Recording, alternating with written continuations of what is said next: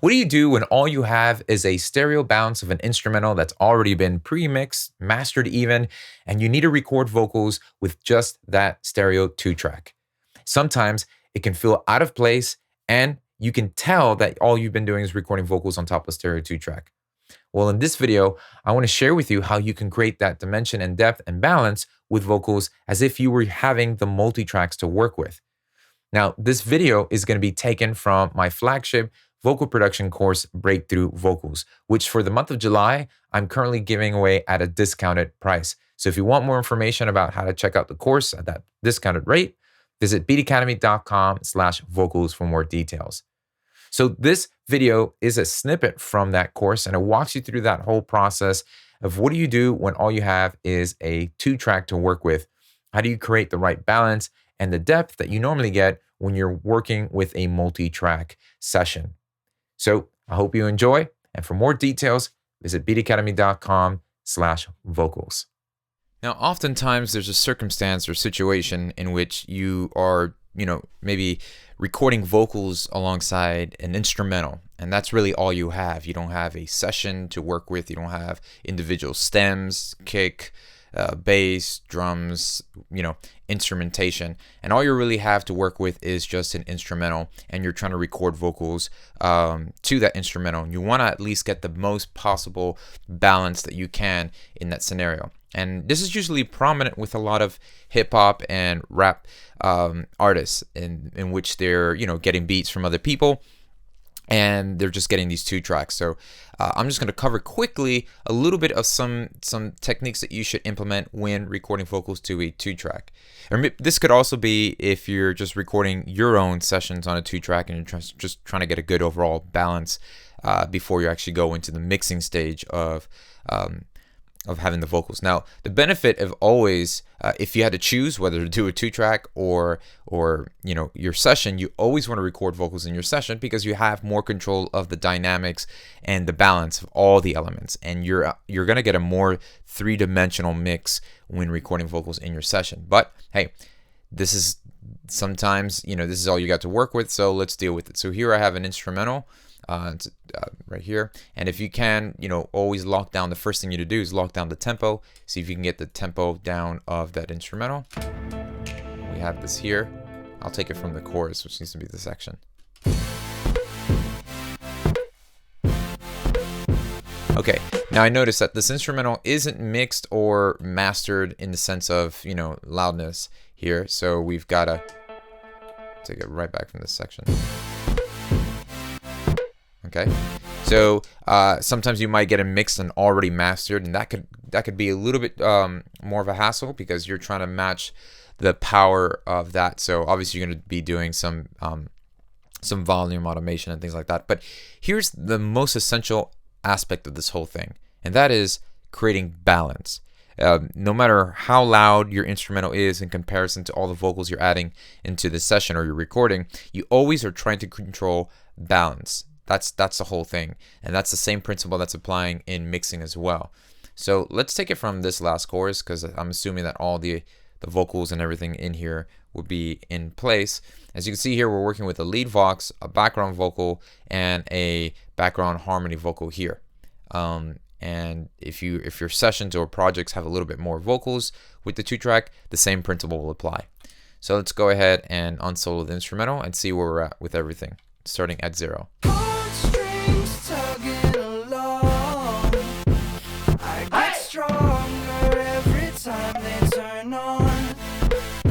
So these vocals did not have effects printed on them. Let me just solo this. Heartstrings tugging along. But they were processed. That means that they're EQ'd and compressed already. And that's usually the case if you're being sent acapellas or vocals. But in the case of that you're recording vocals fresh against the 2-track, then definitely go back to the other modules to see how I go about creating those recordings and the compression and EQ. I'm not going to go through all that in this video. Just mostly going to talk about how to create the right type of balance as an overall result. So here we have vocals that are without effects, meaning no delay, no reverb, no auxiliary or effects processing like that, but it does have some compression and some EQ already in there. So that's good. That means that there's not that much work I'm going to do to get the vocals what I'm going to do is now EQ them alongside the instrumental. And what I mean by that is just make sure that the frequencies of the vocals are sitting well balanced alongside the instrumental. So let's put this here. Now, volume-wise, we have the instrumental just a little bit louder than the vocals. So before I start adjusting volume here on the instrumental, what I'm going to do is on my master bus, I'm going to use a compressor. And let's just use in Ableton Live, they have this glue compressor. And this is a good compressor to use for this circumstance because it's not the behavior unlike the normal compressor that's here.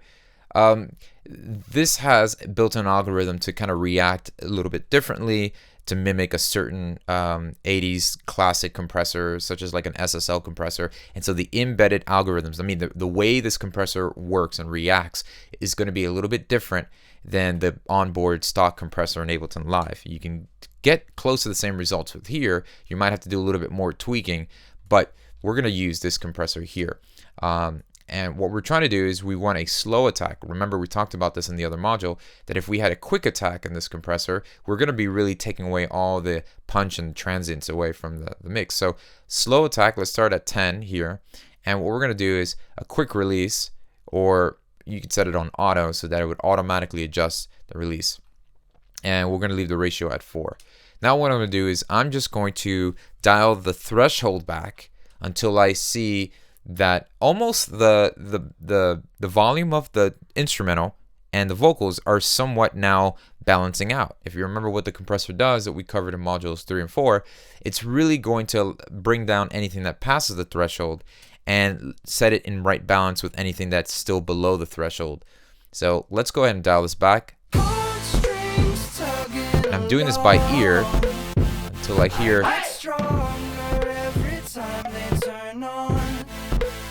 And I want this to feel like I want it to feel as if the vocals somehow got louder and the instrumental tied down a little bit. And now let me just turn this off.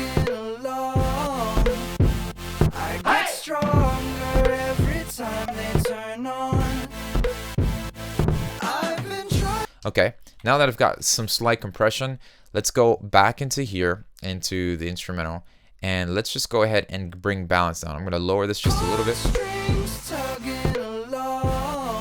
And obviously the lower the instrumental, the more prominent the vocals are. So I don't want to just go too much, just a little bit. Just because I want the vocals to stand out. And sit on top of the mix. Now what we're going to do is I'm adding a little bit of reverb, the EMT 140.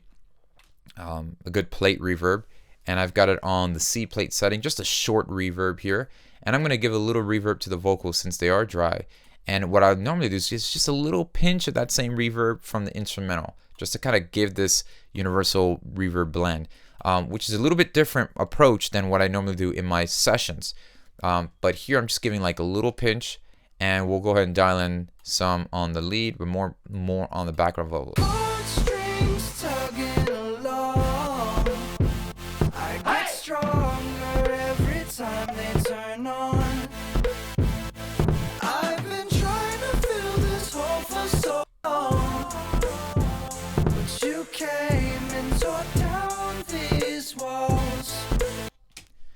Alright, so using a little bit of reverb helps the vocals to kind of send back into the mix since we've brought them up a little bit and adjusting the balance.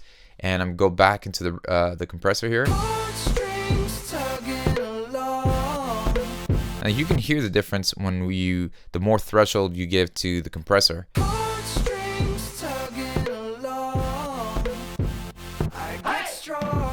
But I'm not trying to actually compress that much here. We're just trying to just tuck away a little bit of that, just so that the instrumental gets brought down a little bit and the vocals just have some more balance. Let's give a little makeup gain here, just about 2 dB.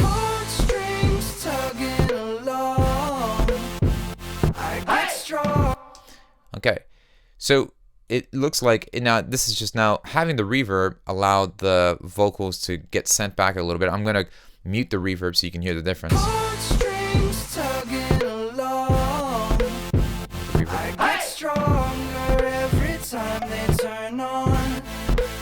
So we'll just have a little more of the background vocal and a little less there. I'm also going to listen to a verse where I think the vocal is by itself, the lead vocal here, no backgrounds. So long, I'll see you in my dreams. We'll send a little more reverb. Know that we've been there before. No one can make me feel my dreams. And now let's go ahead and let's incorporate a delay on here. So I have a ping pong delay. Let's just solo the vocal. So long, I'll see you.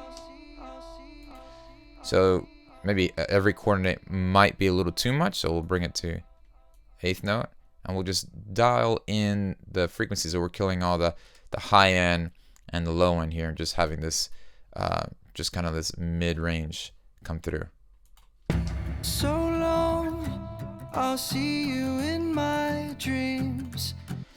Now the thing is, since it's it's just 2 tracks, it's the instrumental, or 4 tracks really, the instrumental and the vocals. The effects will go a long way because you're not running any other things through those effects, and there's not a lot to balance in the master output. So, a little bit will go a lot further than you think. So I'm just giving a little bit of. So long, I'll see you in my dreams. You know that we've been there before. And what I'm going to do is dial back the feedback so it's just not so long of a delay. So long, I'll see you in my dreams. You know that we've been there before. No one. Alright, so just a little bit of effects to kind of give it some dimension. And then what I'm going to do is go into the master bus again. Now that we have the compressor there, I'm going to go and use an EQ. And I'm putting the EQ before the compressor this time. The compressor was just for my ears to kind of get a more feel of what the compressor would do with the balance of the instrumental and the vocal. Next, I'm going to go ahead and double click this, and we're really just going to clean this up and get an overall a frequency mix, so to speak, boost or cut any frequencies that I need to with the instrumental and the vocals together. So I'll take a little bit of that low end off. So long. And let's go ahead and start at a chorus. So we'll start at this section here because this is where everybody's in together. Heartstrings tugging along. I get stronger every time they turn on. So I'm going to go into my headphone mode here in this EQ, Ableton Live, and we're just going to solo specific sections that tend to be a little bit problematic on the master bus with everything together.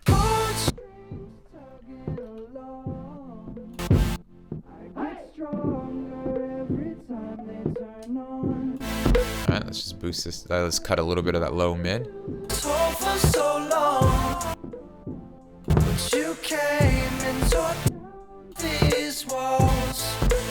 And this is where a lot of the energy of the vocals live. And let's get a little high-end boost here.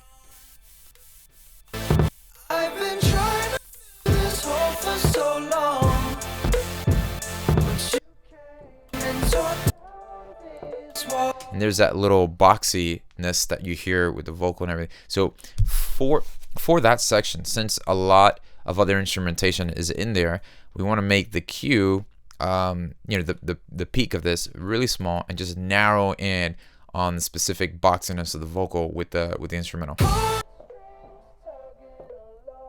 Right here. I'm gonna run this range. So I'm gonna go ahead and just cut a little bit of that.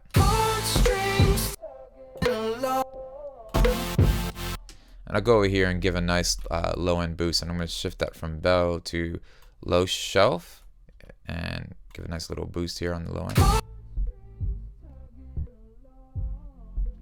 Right there.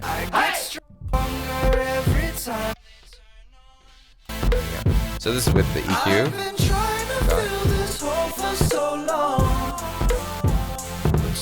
And now we'll go ahead and dial a little more threshold on that.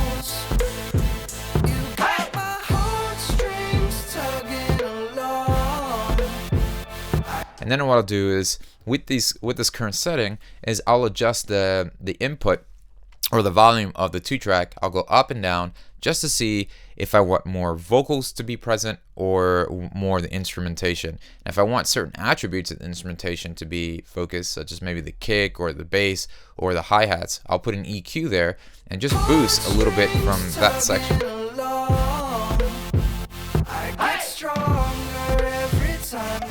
You just have to be careful because you're creating a balance. You don't want the synths that are in this synth to battle the vocals. So if I want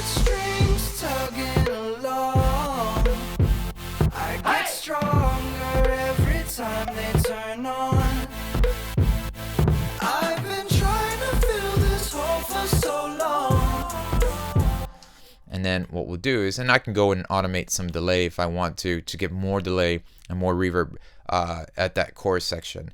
And then I'll go ahead and put a limiter after the compressor, and we'll go ahead and just watch the gain that we need to make up. So we're about -9. So I'll go ahead and give about 9 decibels of boost really quick just to kind of see what that would be like.